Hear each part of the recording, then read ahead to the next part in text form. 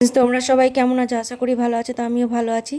নিকি মোটিভেশনে সবাইকে স্বাগত। তো চলুন জেনে নিই মা কালীকে কী করলে প্রসন্ন হবেন। মা কালীকে প্রসন্ন করতে কালীর বীজ মন্ত্র ওং কিরিং কালী জপ করলে নেতিবাচক শক্তির প্রভাব থেকে মুক্তি পাওয়া যায়। এছাড়া ওং কালী কালী মহাকালী মন্ত্র জপ করা যেতে পারে, যা আয়ু, রোগ ও বিজয় লাভের জন্য উপকারী।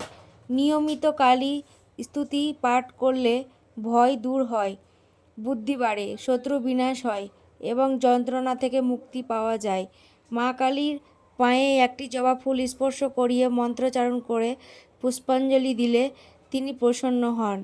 কালী পুজোর দিন উপবাস করে জপতপ করলে সুফল পাওয়া যায়। ভক্তিমূল মন্ত্র ঈশ্বরের প্রার্থনা বা ডাকার কোনো নির্দিষ্ট নিয়মের চেয়ে ভক্তি ও নিষ্ঠাই প্রধান। মা কালী দয়াময়ী, আবার অশুভ শক্তির বিনাশকারিণীও বটে। এই দুই রূপই তার বিদ্যমান। তার দয়াময়ী রূপ স্মরণ করলে তিনি প্রসন্ন হন এবং ভক্তকে তার সন্তানের মতো কাছে ডেকে নেন। বাড়িতে মা কালীর চিত্র বা মূর্তির সামনে বিভিন্ন পূজার সামগ্রী সহ প্রার্থনার মন্ত্র উচ্চারণ করে উপাসনা করা যেতে পারে।